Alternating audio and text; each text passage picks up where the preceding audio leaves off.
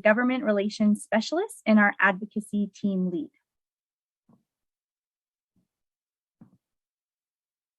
Before we begin, I would like to acknowledge that in the land we now refer to as Canada, we live, work, and play on the traditional territories of First Nations, Métis, and Inuit peoples, each of which have their own unique traditions and histories. EndoAct is grateful to these people for their stewardship of the land and recognizes the importance of the Truth and Reconciliation Commission of Canada's call to action and the United Nations Declaration on the Rights of Indigenous Peoples. Since people are joining from across the country, I want to invite each of you to take a moment and acknowledge the people whose lands you are joining from today.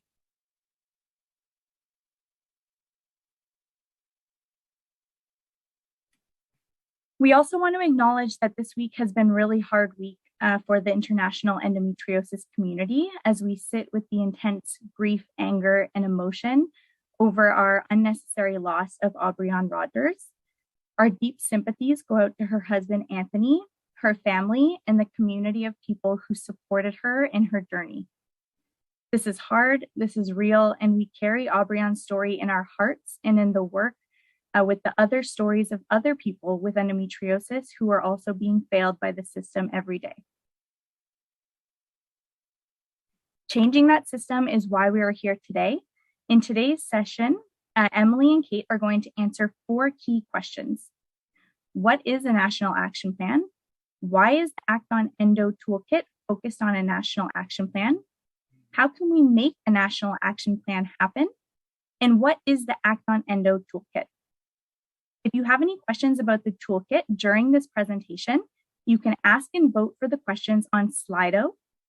To do that, follow the link in your event invitation email, or you can go to slido.com and search for ACTONENDO, which is all one word. And once we've wrapped up this presentation, Emily and Kate will answer the Slido questions. So I will now pass it over to Kate. Thanks, Natasha. So like Natasha said, the first question on our list is, what is this national action plan? And when we say national action plan, what we really mean is a formal policy document created by government to address critical issues like endometriosis by outlining a clear goal, steps to achieve that goal, a timeline for achieving that goal, and funding to make it all happen. So that's the definition that we work with. One really important feature of that terminology, National Action Plan, is that it's led by the federal government rather than provincial or territorial governments. And that seems obvious, but it's an important distinction because the type of government that's creating the plan impacts what kinds of steps they can take. So for example, in Canada, the federal government is responsible for funding healthcare services, setting national healthcare service standards, health promotion, and research. On the other hand, the provincial and territorial governments are responsible for managing, organizing, and delivering healthcare services. So when we talk about or ask for a national action plan on endometriosis, we have to ask for things like funding and other things that are in the federal government's area of responsibility. Next slide, please. All right, so that's kind of the high-level general description of a national action plan, but let's take a quick moment and look at a real-world example. So Australia is the first country in the world to have a national action plan on endometriosis, and the government there released that plan in 2018. So thinking about the features of a national action plan that I just described, it does have a clear goal, which is a tangible improvement in the quality of life for individuals living with endometriosis, including a reduction in the impact and burden of the disease at the individual and population level. So check, there's a clear goal. They also included steps towards achieving that goal, specifically 44 actions across 3 priority areas. So education and awareness, clinical management and care, and research. In terms of timeline, this is one thing in the Australian National Action Plan that isn't so clearly spelled out. And I think that can be a real learning for us here in Canada to say that we want an action plan with a clear timeline towards the goals and indicators for measuring progress as we move along in that work. In terms of funding, the Australian government has put some money behind their National Action Plan, $22.5 million so far. And they've indicated that that's really just a first step in the renewed commitment to action on endometriosis. So that's a tangible example of what we're talking about when we say National Action Plan. If you're curious to learn more and nerd out about it, it is available online. If you just search National Action Plan Endometriosis Australia, it'll pop up and you can read through the whole PDF to see what they've done and how they've done it. Next slide, please. Okay, so I talked about what a National Action Plan is, and I think the logical next question is, well, why is that the focus of the ACTONENDO Toolkit and campaign? And that's a totally fair question, and that's something that our team of volunteers has thought about a lot when we started out in this work. And we kind of asked ourselves, the provincial governments are responsible for the delivery of healthcare and the federal government's responsible for funding.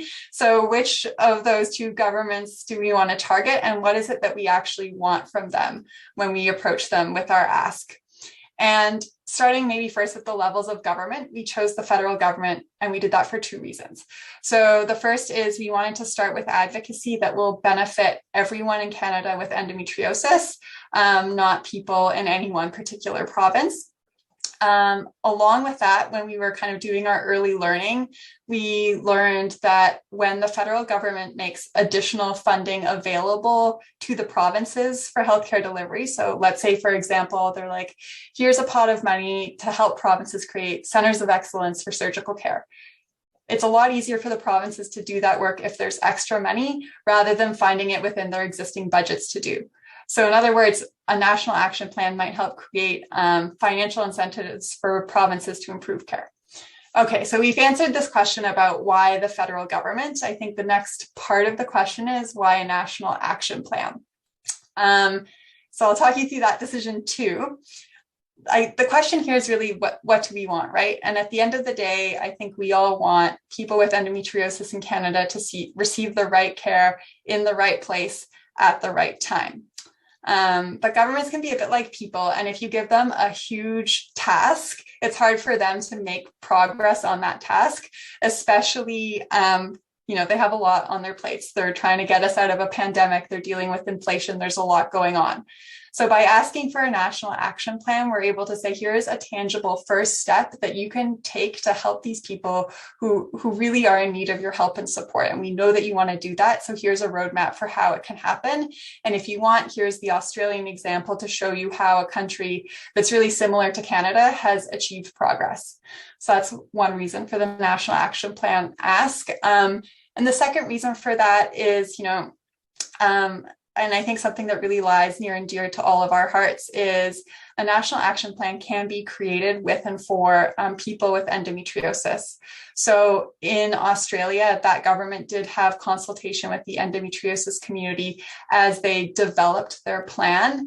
And we think that's absolutely vital to any government work on this issue. It's one of our core values as a team of volunteers that people with endometriosis are experts in their experience of the healthcare system, and integrating that learning and that expertise is one way to make sure that the solutions that government brings forward actually work for people with endometriosis in Canada. Okay, I feel like I just talked for a really long time, but to summarize, why are we asking for a national action plan on endometriosis? It's because we want a change that can benefit everyone in Canada, that helps the provinces take the action that they need to take, that is a clear and tangible step forward, and that integrates and acknowledges the expertise of people with endometriosis. So that's it for me for now. I'm going to turn it over to Emily, who's going to walk us through what's actually in this toolkit, and then I'll be back for the Q&A. Over to you, Em. Great. Thanks so much, Kate. Hi, everyone. I hope you're all having a flare-free evening wherever you are in Canada. So as Kate mentioned, we have this great initiative for a national action plan in Canada for endo, but you may be wondering, how can we make this happen? What are the tangible steps that need to take place in order for us to see this in Canada? And that's a great question to ask. And we're here to kind of streamline the process and make it very, very approachable for everyone in Canada. So I believe that, starting political advocacy starts with raising awareness with your local member of parliament. We say this because members of parliament benefit the community because they're the ones that understand the political institution.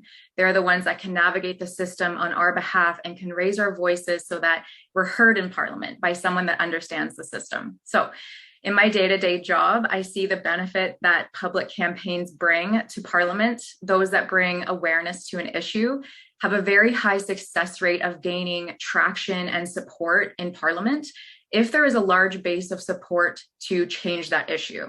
So for instance, we can kind of think of it as one individual walks into a member of parliament's office with an issue, and that's an amazing thing. But if we have 100 people walking into that same MP's office with the same issue, one, it's going to be very crowded for that member of parliament in their office. And two, it's going to be a red flag for that MP to act because it impacts more than just one person in their riding. So with this political advocacy push, it needs to include the voices of those directly impacted by endo.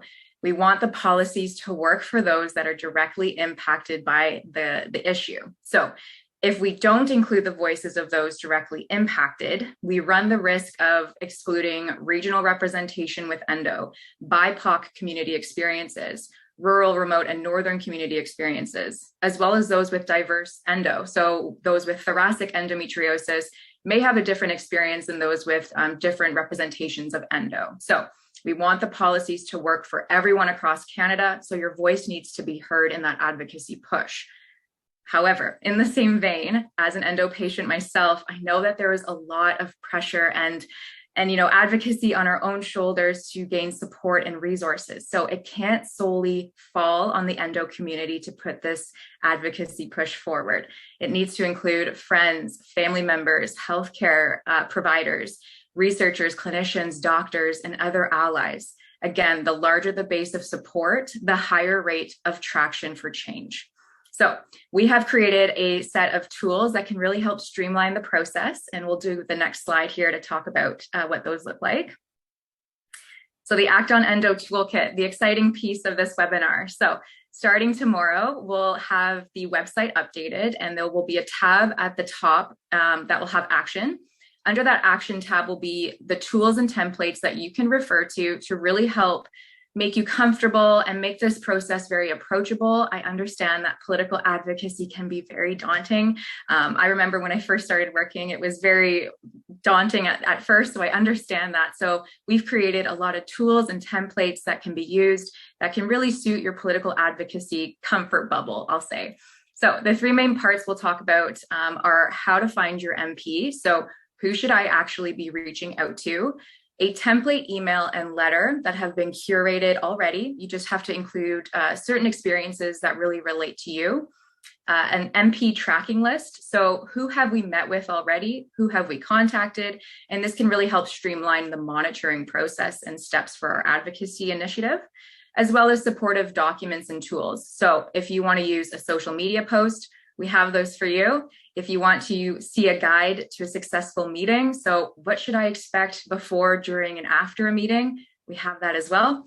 And if your political advocacy is extending to a virtual meeting with a member of parliament, we also have meeting material that has been drafted and ready for you to use to really help streamline that meeting and make it comfortable. All of these tools and templates are bilingual. They're all translated to suit your preferred language of choice. So we'll jump into the first one. On the next slide, please. Perfect. So on this slide, there'll be two pictures that will come up. So the steps on the toolkit starting tomorrow will have steps to find who your local member of parliament is. Now you may be wondering, Emily, we just had a federal election. I know who my MP is. And that's a great thing. I think it's a good thing to know who your MP is. But what I will say is that sometimes throughout the parliamentary session, MPs can change. Sometimes they step down and there's by-elections that are called. So we just want to have the steps in place that can really confirm who you're meeting with and who you're sending out this advocacy tools and templates to. So we've, if you just click one more, Natasha, there'll be another photo that comes up here. It'll be steps to find this page. It's the Parliament of Canada website. Now, there's a search bar at the bottom, and you can include, if you know your MP already or your postal code, it will lead you to the other image on the right-hand side, which will be a profile of your member of Parliament. So we've used the Honorable Chrystia Freeland as an example. She's currently the Deputy Prime Minister, as well as the Minister of Finance, a busy lady. So lots going on her plate, but you'll see in her bio that you'll have her political affiliation. So what party is she a part of? Her language of choice, her riding, or other known as constituency, as well as contact details. And these are the main things that you can refer to. So you can find her email, her phone number, and her address, mailing address for both the Hill office in Ottawa, as well as the constituency office, which is probably down the street from where you are right now for your certain MP, not Chrystia Freeland, but whoever your MP is. When it comes to mailing, if you want to send a physical letter to your member of Parliament with the templates that we have, there's no right or wrong office to reach out to. I find that both are very, successful in my approach to both. But if you do want to have a personalized connection to that MP because you're from the riding and you want to make that deeper connection, I suggest kind of starting with the constituency office for the mailing address. And if you do decide to do that, all postage is free if you're mailing a physical letter to your member of Parliament. So if that's kind of holding you back from sending a letter, just a word of advice that it's free. There's no postage with that. And if you're curious on email or phone, whatever one's best, I find if you want a direct contact point, email and phone is best to kind of set the stage for a meeting to be developed. But if you're okay to just send the letter physically, that's more than fine too. We're going to go to the next slide here. Okay, so template, email, and letter.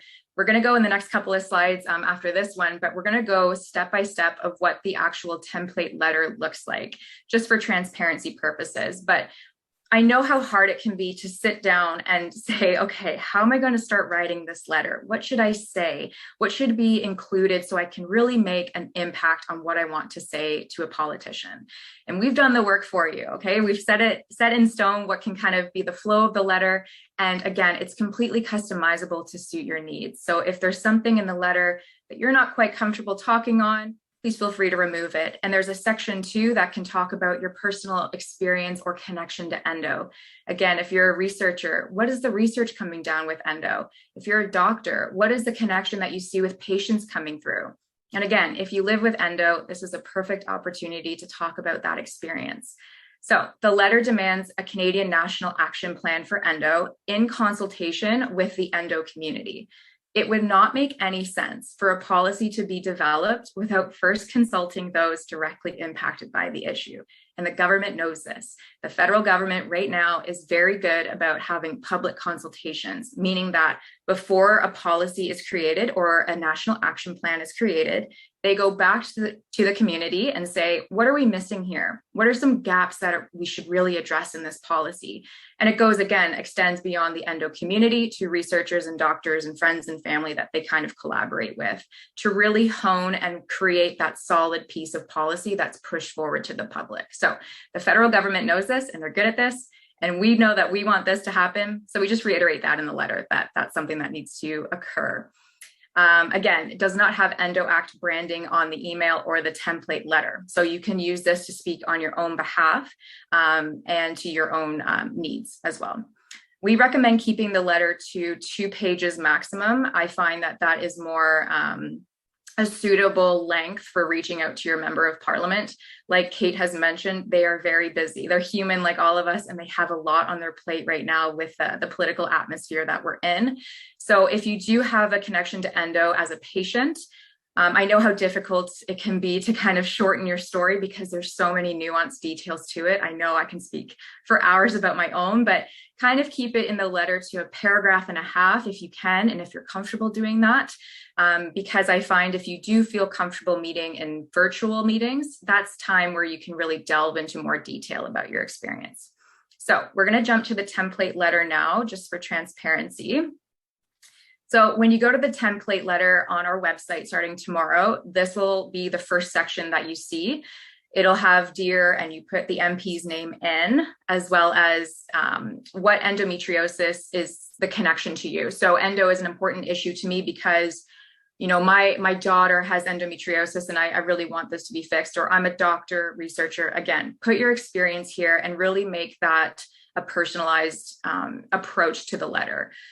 The next section you'll see is how many are impacted by endometriosis around the world as well as in Canada. So 1 in 10 women of reproductive age and an unknown number of gender diverse people.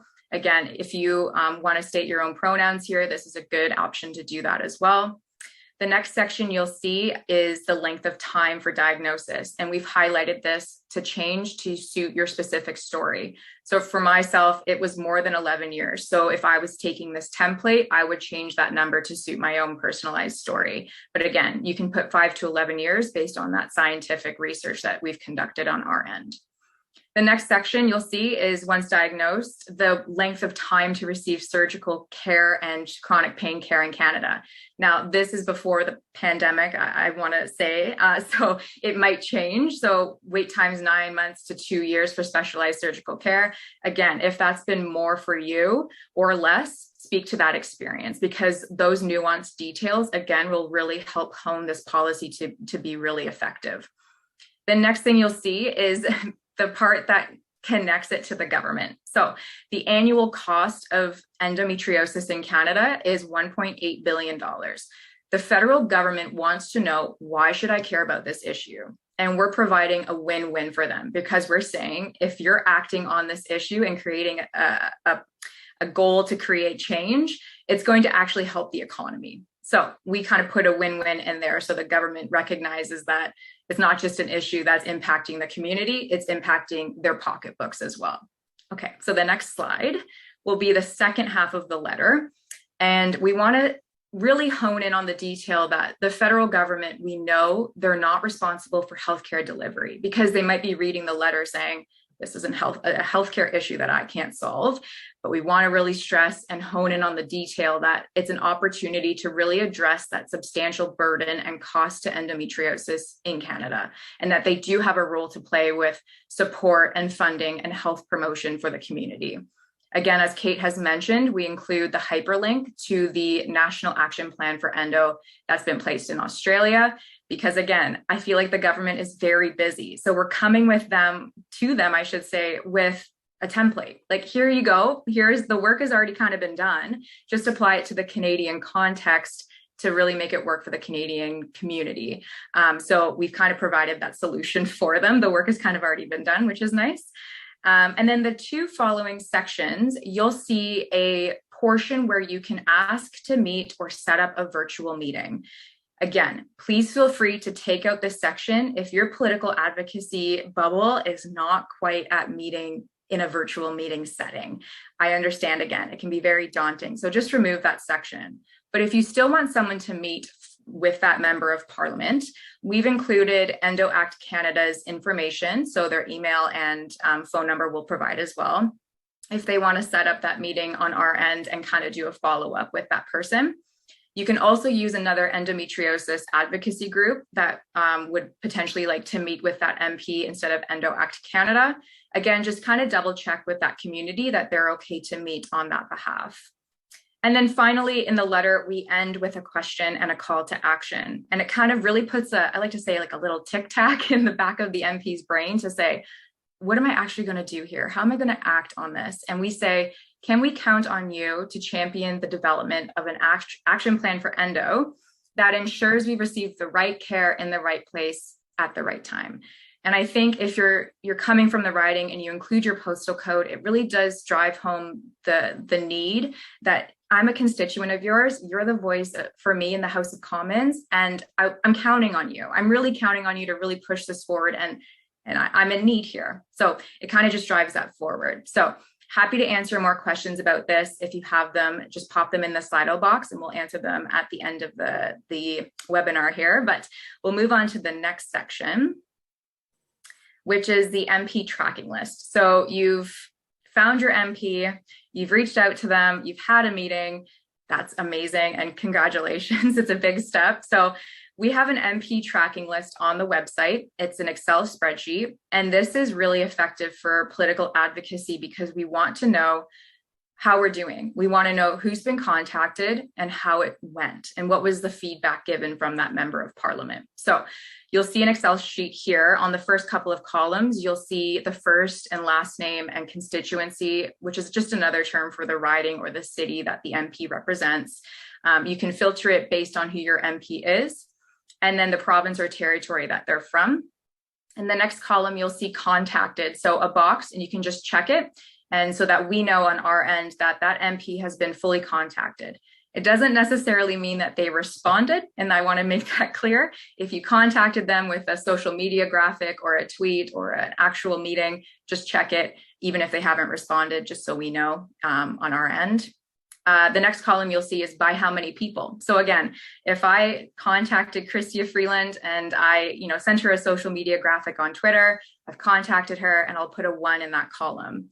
If you've also done the same, we're really doing well with our advocacy. So you can just put a 2. So we'll just kind of keep the tally going so that we know, hey, like on the Honorable Chrystia Freeland, there's been 10 people that have reached out and we haven't really had a response. And that's going to kind of flag us to kind of push forward on advocacy in that realm. And then the final section you'll see is anything you want to share. So for us, I like to say if there's any photos that you took, like a screenshot of during a virtual meeting, if there is a response from that member of parliament, either a tweet or a like, something to just note. And again, negative feedback. So sometimes that does happen when you go into a meeting. Sometimes they say, I have no control over this issue, I'm not interested. That may happen. And that's something to really keep in mind so that we can keep tabs of who our supporters are in the House of Commons to really push for change. Next slide, please.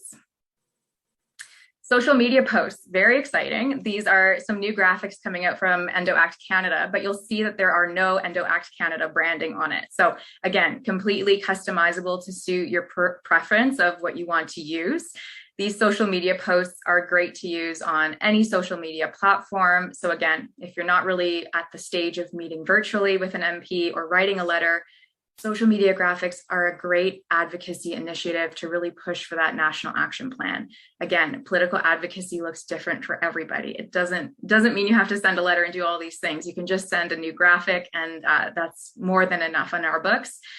We have these 4 graphics, as well as 7 sets of Twitter length texts that you can incorporate with the graphic. So again, if you're not quite sure what to say with the graphic, we have those tools and templates to kind of help make the flow of the social media graphic work for you. Next slide, please. Okay, guide to a successful meeting. Now, when I first started working as a federal lobbyist, again, I didn't know what to expect in a meeting. I was very anxious typing in that 613 number to really connect with a member of parliament. So I can understand that you may not know if it's the first time advocating with a politician, what to expect. And that's completely normal. So I've had this list over 5 years, and it's been curated for volunteers with my day-to-day work. But it kind of sets the tone of what you can expect and how you can prepare for a meeting with a politician. So for instance, making connections with their staff. Oftentimes they hold the calendar invitation, or they're the first ones to the phone. So making that connection is something to kind of be prepared for.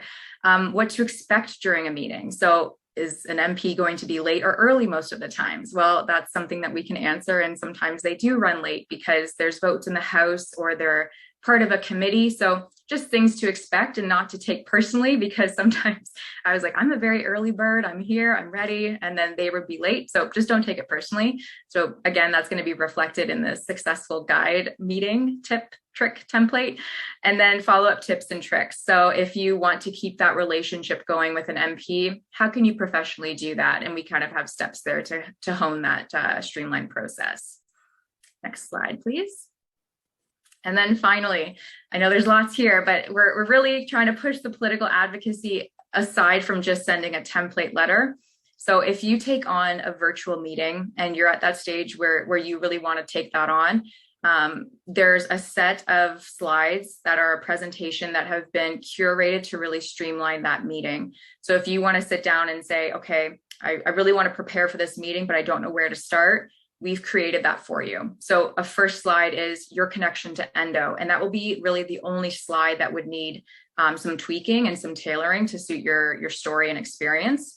A description of endo will be the next slide. So again, it will just look like a PowerPoint presentation, and you can click through it virtually, or you can send it ahead of time or after the meeting. So again, description of endo, current status of care in Canada, consequences of inadequate care in Canada, as well as the recommendations for action. So that's the slide you see there. And it's just 3 bullet points that outline what we're asking the federal government to take on our behalf, as well as references. We always want to come with scientific citations. We don't want to come out saying, you know, this is true and not have that reference. So those are included in the deck as well.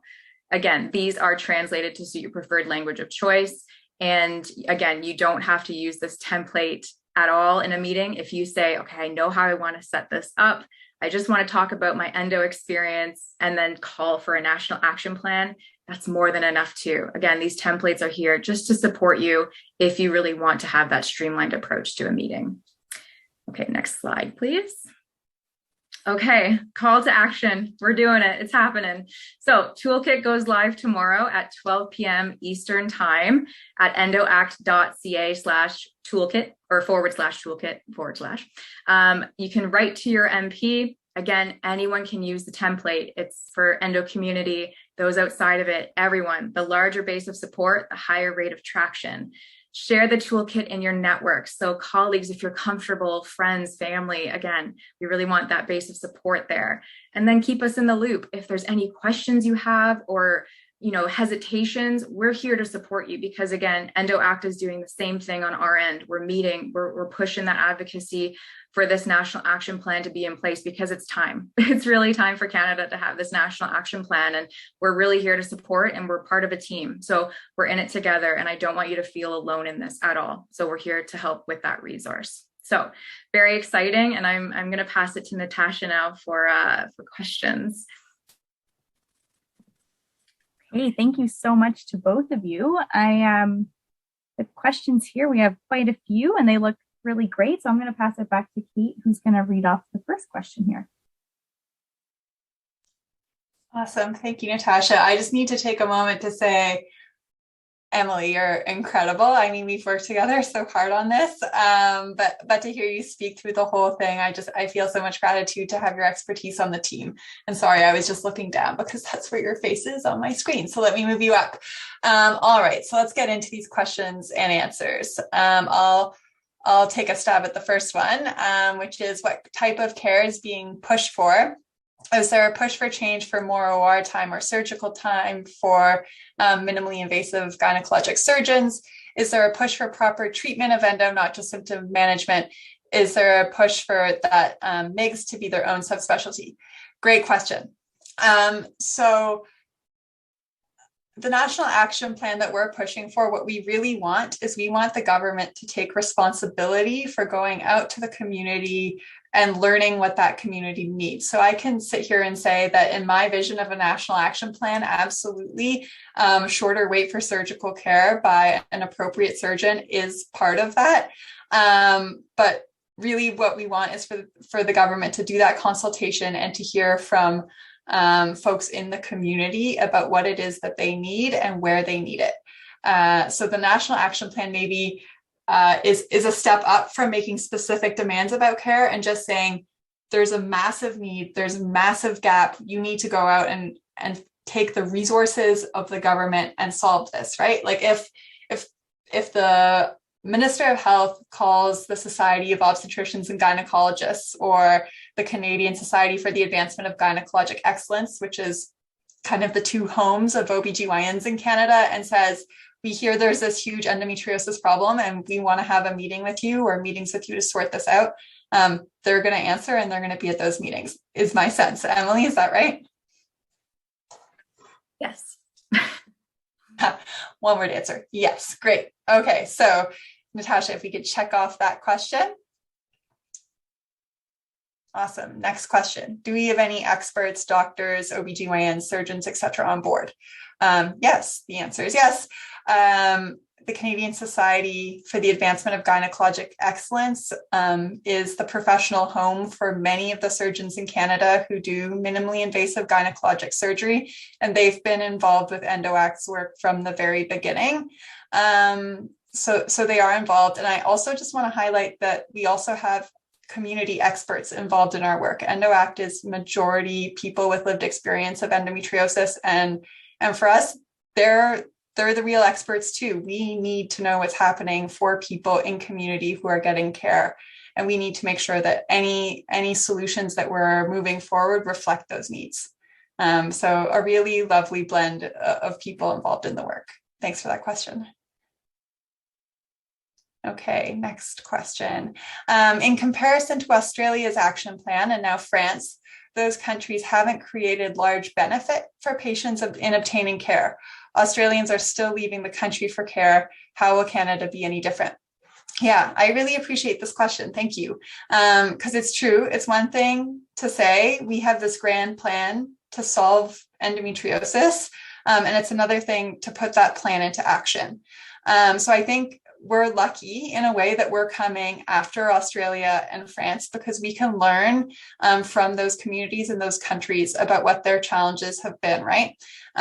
So we talked at the beginning about how the Australian plan didn't really have like a clear timeline or indicators. So now we know in our national action plan, we want a clear timeline. We want indicators for how we're making progress. So I think I see that as a learning opportunity for us. I don't know, Emily, if there's anything you want to add.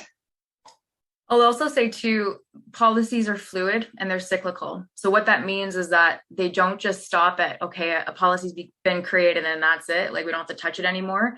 And I think that's sometimes what's forgotten. So every year that comes around, once this national action plan is developed, there needs to be a reevaluation on the community side as well as the political side to make sure that it's still working for those that live with endometriosis in Canada. And I think too, having the voices of those directly impacted by endometriosis will really make that policy strong. And the more research that comes out will again make that policy very strong. So we hope to be different in the sense that we're going to continue that traction. It's not just going to stop at, okay, we have a national action plan. It needs to always be monitored and looked at and curated to ensure that those after us, generations after us, that hopefully have care sooner than 11 years are being taken care of. So that's what I would say as well. All right, Emily, as our resident policy expert, I think this is a good one for you. How will we know if the campaign is actually working? It's a great question. And, you know, in the political realm, sometimes it's really hard to see changes made because the hard truth is that policy development takes time and it can be fast if we have, again, that larger base of traction to support that change. But there are ways in which we can see and kind of track changes happening before a national action plan is actually put in place. So for instance, if it's brought up in the House of Commons, that's one way we can kind of see the campaigns working. If we receive support from a member of parliament, if they continue to be a champion in the House, we see this in Ontario with a recent MPP that's spoken on endometriosis. MPP Styles, I believe is the correct pronunciation. I could be wrong there, but a champion in the House of Commons to really support our initiatives. There's also the Senate. So that's another opportunity in the future that we can go and connect to the policy after it goes to the House of Commons. There's committee work. So has a committee opened up a study about endometriosis in Canada? That's another way to really see if traction is happening on it. And again, if there's other nuances, reports being out, media coverage. So again, has someone created an opinion piece that's putting pressure on the government, which is something that, you know, I might do on my own end here just to make some traction on the media side, but raising awareness outside of Parliament Hill to really push that need. There's different ways to see if the campaign is working. And again, if the campaign worked, we have a national action plan. That's the end goal, not end goal, but I guess the first step in creating that awareness and support where we need it. And so, yeah, definitely lots of nuanced areas where we can see and track if the campaign is working for sure. The next question, are any of you available to help or be part of meetings with local MPs? So great question, definitely. So EndoAct Canada is here to support where we need. You know, in my current role, I can pick, the Federal Lobbying Act has certain regulations on lobbyists. So depending on the topic and choice and MP that I'm dealing with, I can sit on and kind of help and support in certain ways. But I'm sure that there are other volunteers and experts that can really help really make you feel comfortable going to a meeting, but always here to help answer questions and make you feel comfortable with that approach, because it can be very daunting. So yes, we are here to help support in any way that you see fit, for sure. Yeah, absolutely. All right, taking a look at this next question here. Does EndoAct have a specific action plan they are asking for, or specific guidelines, or is the lobbying just to ask for a national action plan to be developed?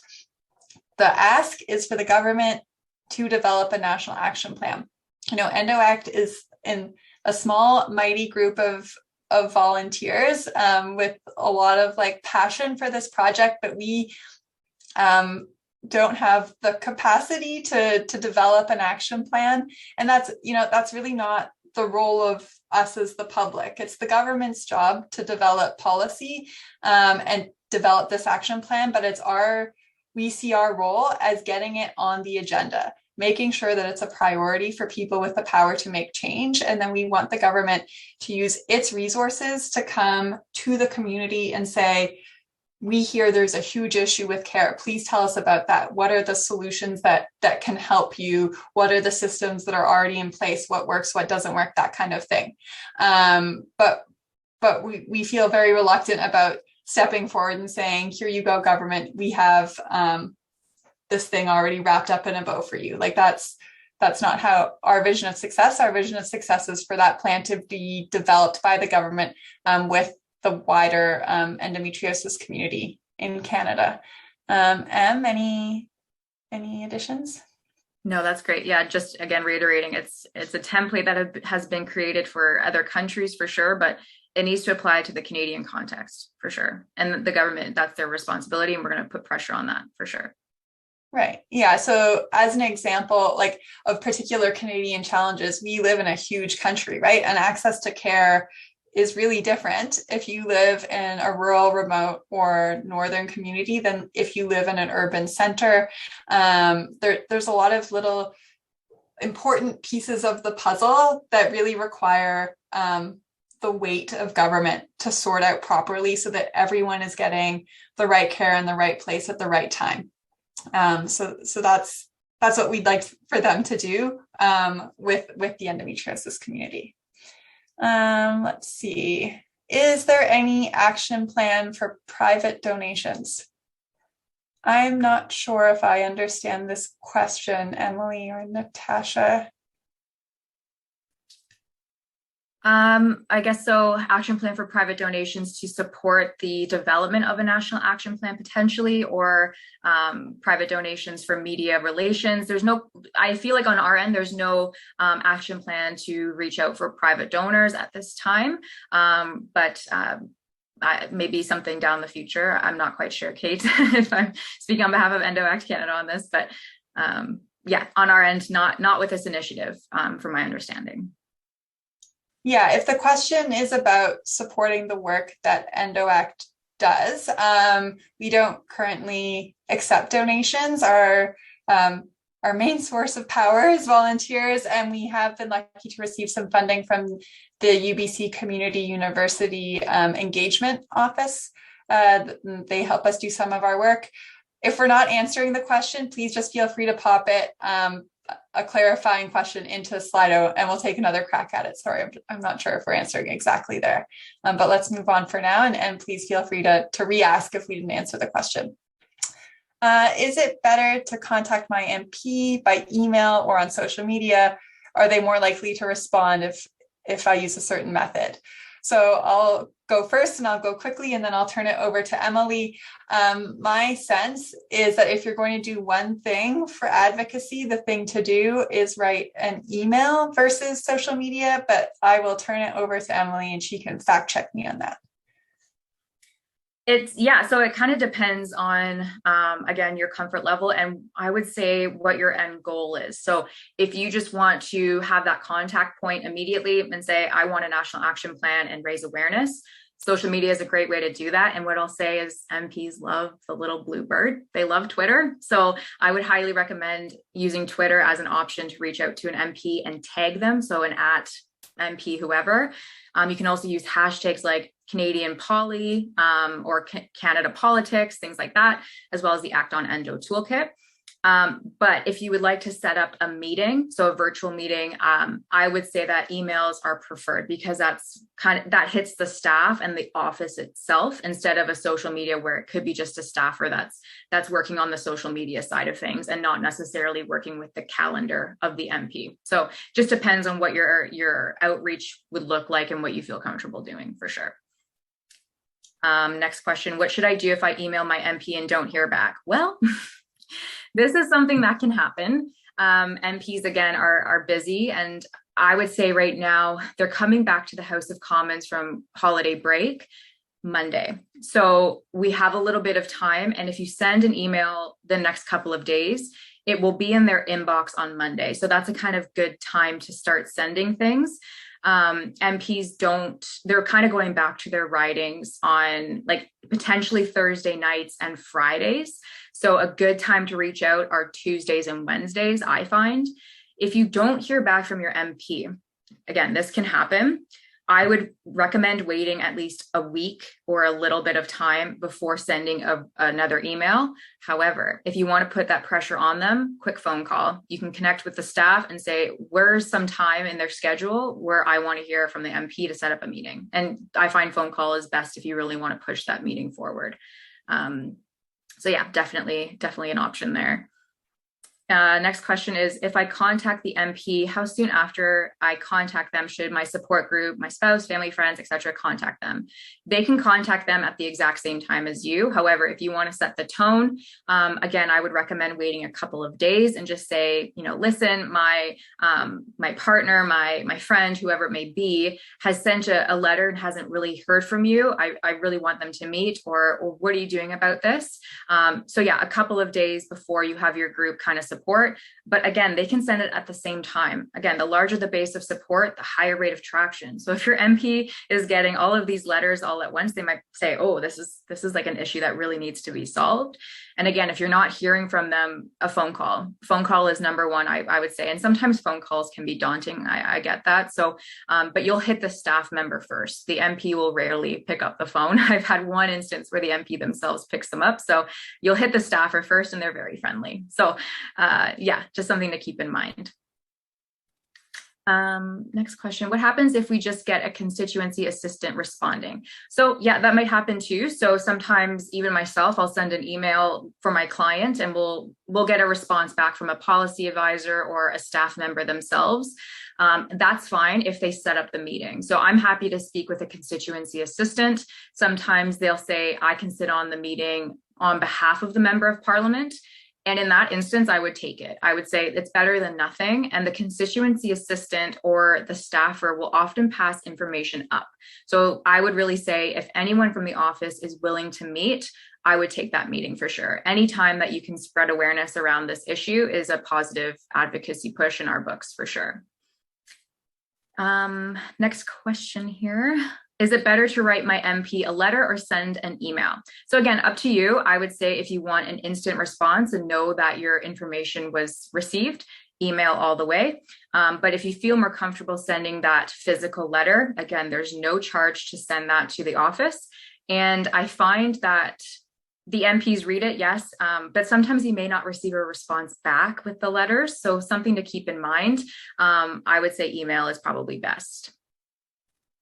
I don't want to tell my whole story to my MP. Is that okay? Absolutely. You do not, I want to stress this, you don't have to share your story and your experience if you are not comfortable with that. I know we have our own comfort levels when it comes to sharing details. And again, it's hard to relive that trauma. And I know for myself, like medical gaslighting for experience, like I don't want to go through that sometimes, and that's completely okay. You can just say the statistics in the letter that we have that are supported by that information and research of it usually takes, a certain amount of time for diagnosis, certain amount of time for specialized care. And we really need a national action plan for endo.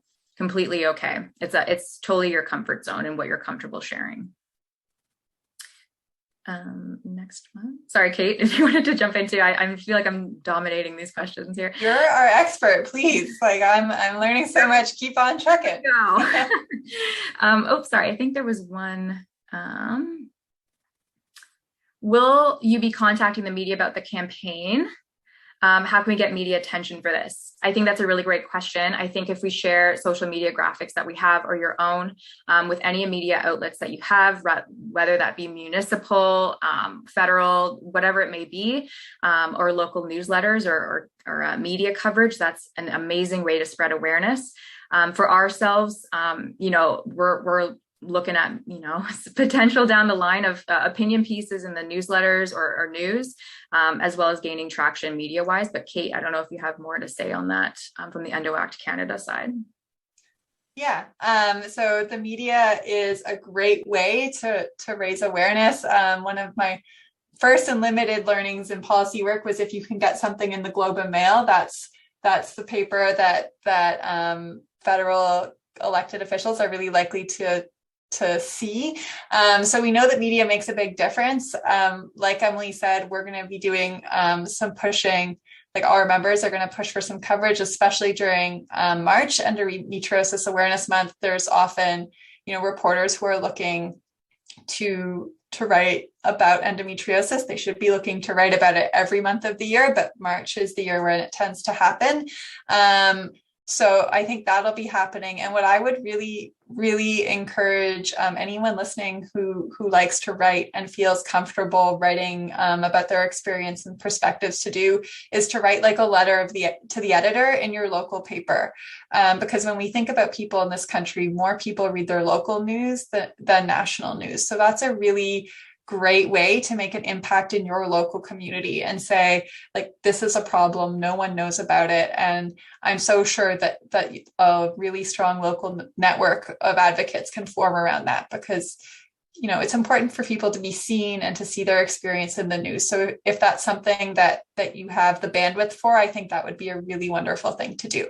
And of course, if you're doing interviews or writing, we welcome, and we would be so grateful if you could mention the ACTONENDO Toolkit and campaign, just so other people with endometriosis and their allies can be connected to the toolkit through your work. I'll leave it there. Let's see. Ooh, I like this question. I'll read it and Emily can answer it. If my MP is the Prime Minister, would you suggest any other strategies to take into account when contacting him? Very great question. If you're from Papineau, Quebec, I would say that so Justin Trudeau has technically 3 offices. He has his Prime Minister's office, he has his ministerial office, and he has his riding office. I would suggest reaching directly to the riding office if you're a constituent from that riding. I feel like that really hits home that, yes, you're the Prime Minister, but you also have a responsibility to be the voice for myself from Papineau in the House of Commons. So definitely reach out to the riding first. I would also suggest, if you're from Papineau itself, I would recommend reaching out to a surrounding region or riding and connecting with that MP as well. That can be really beneficial as well, because they're often aware of the issues that are surrounding that region or that area of the province.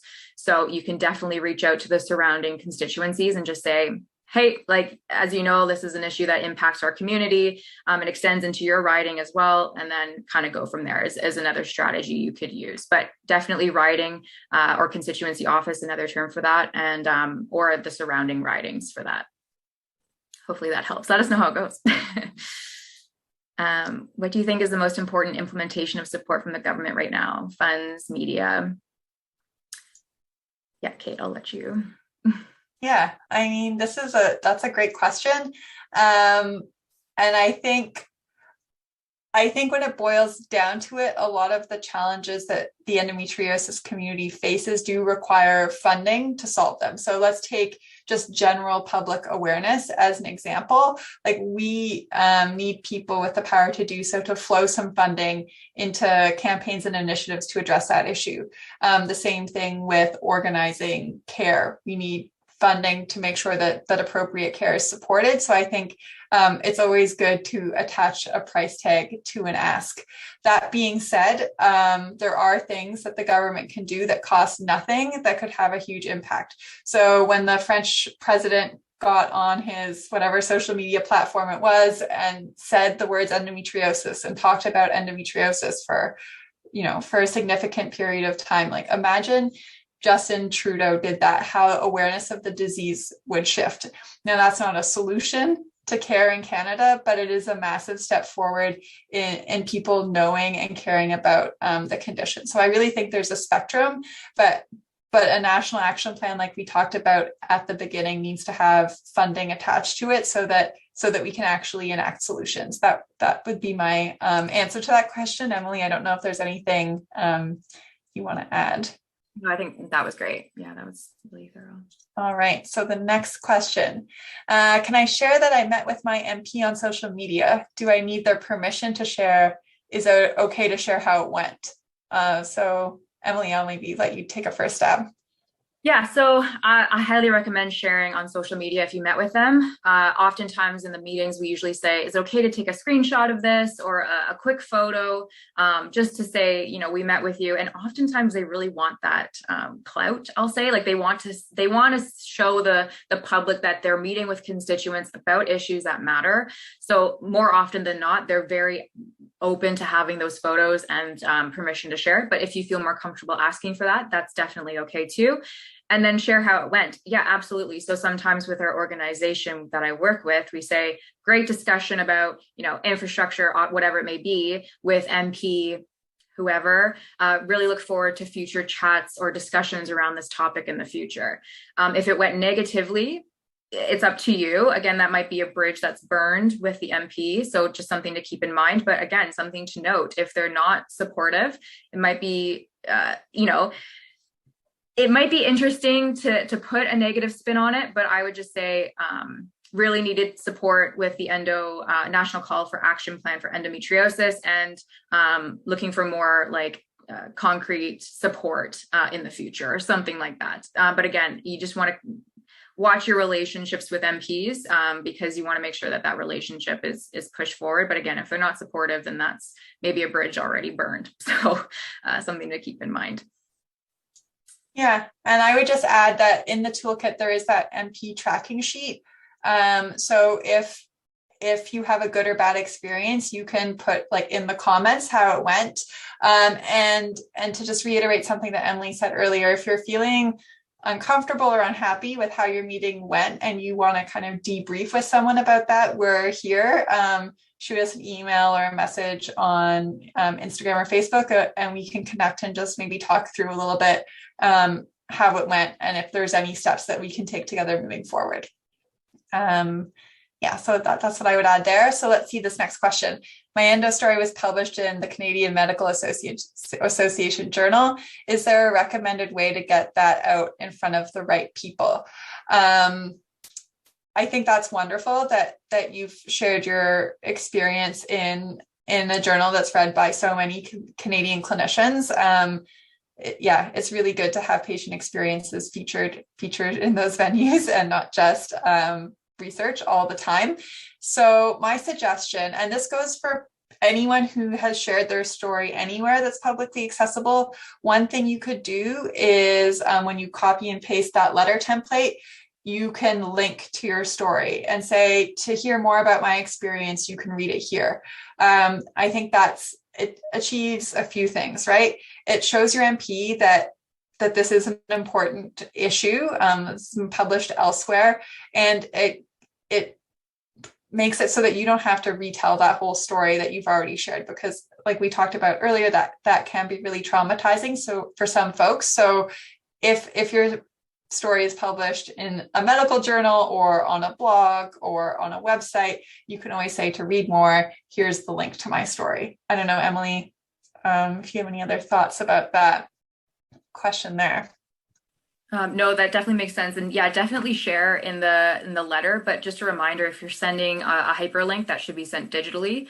If you're sending your letter physically, just print out the story if you want and include that in the letter to the MP. Awesome. Thanks, Emily. Next question, is it all available in French? Oui. It's the extent of my French. No, I know a little bit more, but it is all available in French. We have 3 tremendous volunteers who translated every single tool in the toolkit. We're so delighted. Obviously, a significant proportion of people in Canada speak French as their first language, and we want to support them in their advocacy. So everything there is available in French, and we're proud of that. Emily, do you want to take this one? Should we be contacting not only the MP, but the MPP, or I guess MLA, depending on the province that you live in? Yeah, great question. And again, the larger the base of support, higher rate of traction. So you can definitely reach out to your member of provincial parliament or member of legislative assembly for sure, but just remove the federal aspects. So if you're using the tools and templates that we've curated, they're obviously used for the federal lens. So if you're aware of the gaps that exist in your current province and want to raise those, feel free to use the templates that we have to really suit your needs and your call to action in the province. You can definitely reach out to your MPP if you know who they are, for sure. Yeah, so I think maybe just to clarify the pieces of the letter that are national, it's basically that second half of the letter that talks about the need for a national action plan for endometriosis. Like your MPP or MLA isn't responsible as a member of provincial government for national policy. So they might not be the best ally to help move that forward. But like Emily said, you can absolutely write to them about things sort of that are in provincial responsibility. So the delivery, organization, and management of healthcare in your province, and ask them to take action on that. I think in the same way that we've been talking about, it helps to ask them to do something more specific versus more general, so they can understand it and see how they can move it forward. Next question, how does one become an active member of EndoAct for individuals? I think in terms of volunteering with EndoAct, our current focus is really doing what we're talking about today, which is building capacity at the local level for people to advocate for endometriosis by creating these kinds of tools. That being said, our team is always sort of taking different shapes and growing. So when we are recruiting new volunteers, we post that on our website and on our social media channels. So if you're interested in volunteering, thank you. And those calls do come up occasionally. But what we really want to do is help people do that advocacy on where they're at in a way that's as easy as possible. Yeah. All right. Next question. How closely will EndoAct Canada guidelines follow the Australian guidelines? So just so I'm understanding the question, I think sometimes in this work we talk about a national action plan, and because we spend some time talking to clinicians, we also talk about clinical practice guidelines. So EndoAct Canada isn't preparing clinical practice guidelines, in case that's what this question is about. If it's about the difference and the similarity between the Canadian National Action Plan and the Australian one, I think that's really going to depend on what the government hears from the Canadian endometriosis community about what they want, or about what we want. So the Australian plan had kind of those 3 buckets around awareness and education, clinical care, and research. So, I mean, I think for many people, those are high priority items, but it will really depend on what the government hears from the community in consultation. I do think there's things to learn from the Australian plan, like we talked about. I think having a clear timeline and indicators for what is going to happen is something that, like, thinking for myself, kind of with my researcher hat on, and wanting to see tangible progress, I would really want in a Canadian version of the plan. All right. How long will it take to get a national action plan? Emily, am I putting you on the spot to give you this question? No, so it depends. Again, the larger the base of support, the higher rate of traction. So if we have everyone kind of, again, outside of the endo community as well, because it takes a lot to really build this awareness. But if we can really build traction, I feel like a national action plan can take place. there are steps that happen in the political system that do take time. So again, it could take a year and a half, 2 years, or shorter for sure. But we just want to keep expectations at a reasonable level, because again, policy development does take time. It goes in the House of Commons and it goes through 3 readings and back and forth, then it goes to committees, and then it goes to the Senate, and then back to the House. So lots of nuances there with creating policies and national action plans. But yeah, it does take time. But again, if we have that real push, and again with media, with social media, your letters, your advocacy push, I feel like we can get some action and some traction on it for sure, sooner rather than later. I want to ask Emily, can I ask you a follow-up question? Does it make a difference whether there's a majority or a minority government in terms of how quickly policy moves?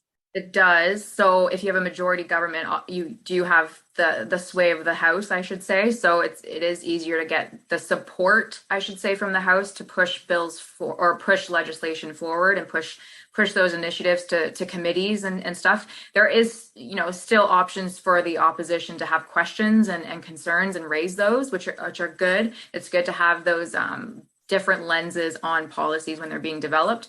But yeah, majority governments do, I find, have that push and support for policies to be pushed forward faster.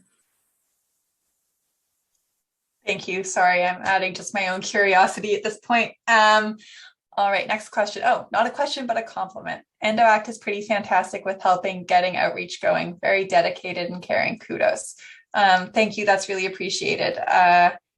Yeah, there's been just like a huge group of volunteers working to get this ready and as thoughtfully prepared and as strategically positioned as humanly possible for us. And I'm so proud of everyone who's been doing this work. So thank you. Thanks a lot for acknowledging it. That really means a lot. What's happening? What's the best way to approach my surgeon and doctors and ask them to be allies? What should they do to help? That's a really interesting question. So I think the first thing is just so that as we talked about before, we have members of the Canadian Society for Gynecologic Excellence on our team, and we're connected with that organization, and we will be calling on them to take the same steps that we're presenting here. Use the toolkit, reach out to your MP, share it in your professional networks. These are folks who every day see how challenging and difficult it is for people with endometriosis in Canada to get care. And the people we work with feel really strongly about the fact that needs to change. So we're going to be reaching out to them too. But if you would like to do that on a individual level, I think it really depends on your relationship with your surgeon or your doctor, how you communicate with them. But absolutely, please direct them to the toolkit, to the website. You can let them know that there are clinicians involved. And that it's also, since everyone's busy, that it doesn't take a long time to do. And just say that I think it would mean a lot to have their allyship in this space. I don't know, Emily, if you have any other thoughts. Yeah, I think that's key. And I think what you said there, Kate, is kind of representing that other clinicians are involved. I don't know if that's going to sway others to get involved as well. And again, we know that our healthcare workers are at the front line right now, and there is a lot of pressure and, things that they're doing as well. So, and thank you if anyone on here is listening that is a healthcare provider right now during this time. I can't even imagine, and I really do, think of you during this time and really care for your support, I should say. I'm losing my voice and words now, but I think if you kind of say, we have other clinicians on board, but again, understanding that there's a lot going on in that community right now that we also need to be aware of on our end. So. Yeah, I'm just going to add one more thing on that question, which is that one of the advantages of having clinicians and researchers volunteer with our team is that we hear about presentations that they're giving at clinical conferences to their colleagues. And so another step that we can take on our end is just ask them to talk about the toolkit briefly in those presentations so that, they have a captive audience of their colleagues, and they can say, this is something that you can do. So that's all part of the strategic thinking that we do on our end to make sure that we're really mobilizing not just people with endometriosis, but also the broader community that's affected by endo. All right, just wanted to say, great presentation, team. The action plan is a key first step, and the materials you've prepared are an incredible enabler for those suffering from endo and other advocates. Great work, Kate, Emily, and the EndoAct team. Thank you. Oh, this is so sweet. Yeah, really appreciated, like I said before. And I also, I mean, I wanted to say this later, but I'm going to say it now. We've had so many really thoughtful messages from grassroots advocates and endo advocates in the community with suggestions on feedback on how to approach this campaign. And I really appreciate that we can have that dialogue exists, that this community of advocates is open and willing to give that kind of constructive feedback and build each other up. I think this campaign is the stronger for it. Other campaigns that happen in the community are the stronger for it. And so thank you. Okay. Is the Endometriosis Network Canada part of EndoAct? No. So I'll briefly tell the backstory of EndoAct Canada. So EndoAct Canada started in 2019 when I can't remember exactly. I think Philippa Bridgecook, who's the chair of the Endometriosis Network Canada, reached out to the Centre for Pelvic Pain and Endometriosis in BC about starting some policy work, and some emails were exchanged and we were put in touch, and that's kind of how EndoAct started out. But the 10C is really focused, the Endometriosis Network Canada, is really focused on providing support to people with endo in Canada. I don't want to speak for their mission. I wish we had someone on screen with us who could do that, but you're probably aware of the support group that they run and their other great initiatives. And EndoAct is a collaboration of volunteers that work to advance policy. And we do have members who are from the Endometriosis Network as well as Endometriosis Quebec, but they're distinct groups. I think that answers that question. So yeah, EndoAct is really laser focused on change at the system level and policy change. That's the distinction. Okay. If someone has visited my MP, can I still visit them again? I think yes, but Emily, I will pass it to you. Yep, definitely. Yeah, they meet with tons of people all the time, probably around the same issues sometimes. So you think about how, I'll just use, other chronic illnesses as an example, but there are so many individuals living with, diabetes or asthma, and there are so many people going to the federal government for change. And yes, you can definitely meet with your MP if someone's already met with them. Again, larger base of support, higher rate of traction. The next question, we can also help if we are still waiting for diagnosis. Absolutely. Yes, like your story matters and your experience matters and your road to diagnosis matters. So if you haven't yet received a formal diagnosis for endometriosis, yes, these tools and templates are for you as well. I'll pass it. So I think this is clarifying the last question that I answered. The reason I asked about the Endo Network is because they have started an advocacy group, and I thought that everyone can collaborate. I guess I can't speak to specifically what the Endometriosis Network is organizing, but what I will say is, yes, absolutely, everyone can collaborate. The toolkit that we've built out is freely, as of tomorrow, will be freely available on our website for anyone to use. And if you're an advocacy group in Canada, none of it's branded, so you can take those materials and use them for your work. And if you have any questions as you do that advocacy, by all means, reach out to us. We're happy to chat through any challenges or questions you might be having with your work. But I can't speak, I can't speak specifically to this because I'm just not aware of what the group is. All right. Do I have to ask for a meeting with my MP? No. If you don't feel comfortable asking for a meeting with your MP, you can just delete that line out of the email and just use your email or your letter as a way to make them aware of the challenge of endometriosis in Canada. And that's powerful and that's important, but certainly there's no need to be putting yourself in that position if it's something that you don't want to do or don't find yourself able to do. Oh, this is the next good question. This next one. Does it matter what party my MP represents? Should I do anything different based on their party? Emily, I'm going to put that one to you. It doesn't matter what party your MP represents.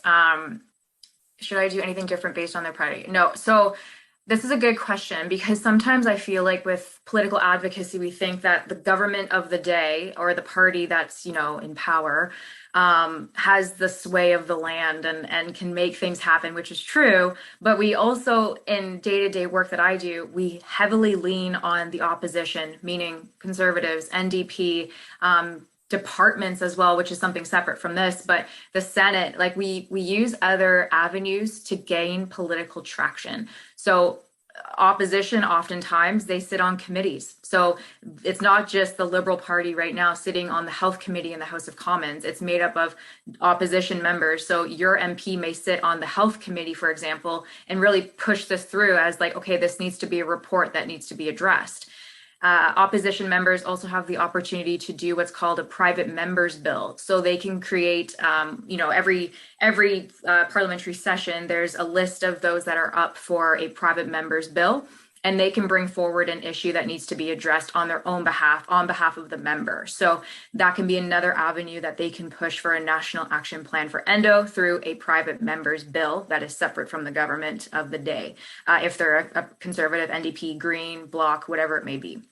So yeah, definitely still reach out to your MP and don't do anything different. I think, they still have sway in Parliament for sure.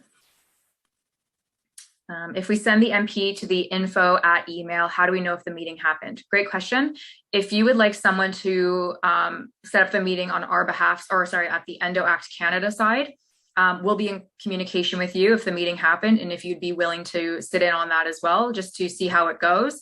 But again, we'll follow up with you on our end, as well as for the community. We'll always post about who we've met with, and we'll keep that traction open and transparent so that we know who's been met with, how did it go. It'll always be open and transparent on our end of the advocacy that's going on. Are there low-hanging fruit, i.e. those who have experience with and are passionate about endo? I'm assuming with parliamentarians or politicians. With this question, I don't know off the top of my head any that have spoken out federally about endometriosis.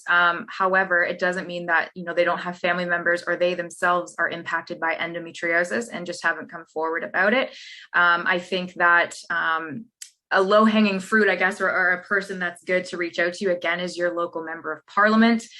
They're the ones that are the voice for you in the House of Commons. But if you're looking for lower fruit, I guess, is ministers. So ministers are also MPs. And so if you look at the Minister of Health, if you look at the Minister of Innovation, if you look at the Minister for Science, Research, Development, all of those different things, they have different mandates that can connect with what we're asking. So they may be, I guess, what's called a low-hanging fruit to reach out to, because they are the ones that have a mandate to act that's similar to what we're asking for, if that makes sense. So happy to share those two on socials if you're interested after.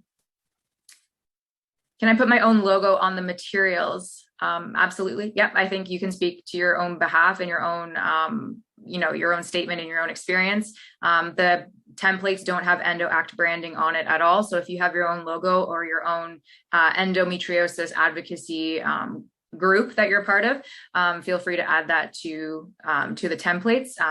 Yeah, I would say that. Kate, I don't know if you have anything else with that.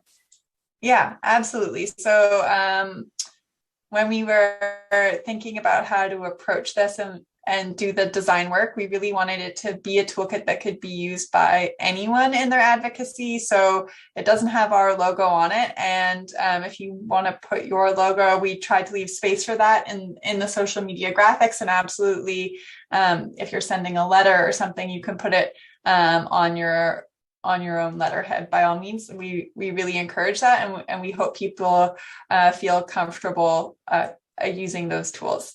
And if you ever have any questions about that kind of thing, again, you can always reach out, but please feel free to brand all of this as is useful for you and your organization or your personal advocacy.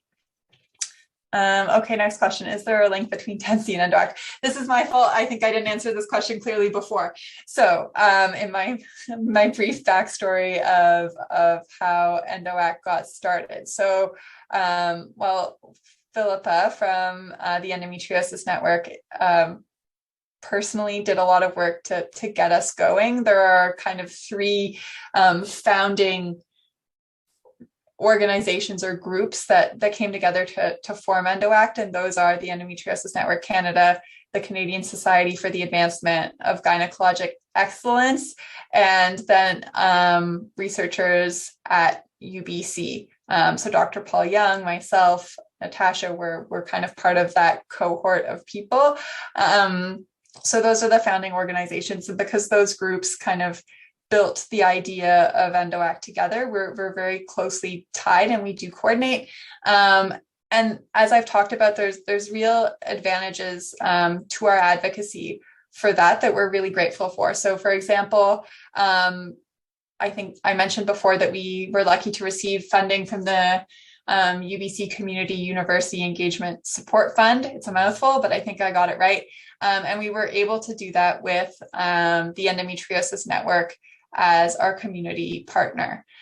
Similarly, we're holding this meeting right now on UBC Zoom that I have access to as a student. So we're really lucky that we also get to access, the resources of a university in our work. And we acknowledge that's a real privilege. That's not something that every advocacy group has access to. So we're really lucky to have that. And similarly, having a connection to the Canadian Society for Advancement of Gynecologic Excellence, CANSAGE, I'm not going to say it all again, allows us to learn and exchange knowledge with some of the leaders in care in Canada, which is really wonderful.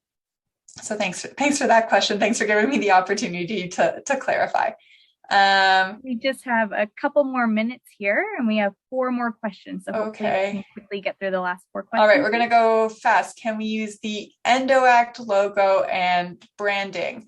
So I think if you're representing your own experience, our preference would be that you don't use EndoAct logo and branding because we won't know what you've said and how to, and how to answer to that if it comes back to us. That sounds negative. It's because I'm answering quickly, but I guess it's hard to answer this question without knowing specifically why you would do that. So for the person who asked this question, feel free to email us or DM us and we can work it out. I think I'll leave it there just for the sake of speed.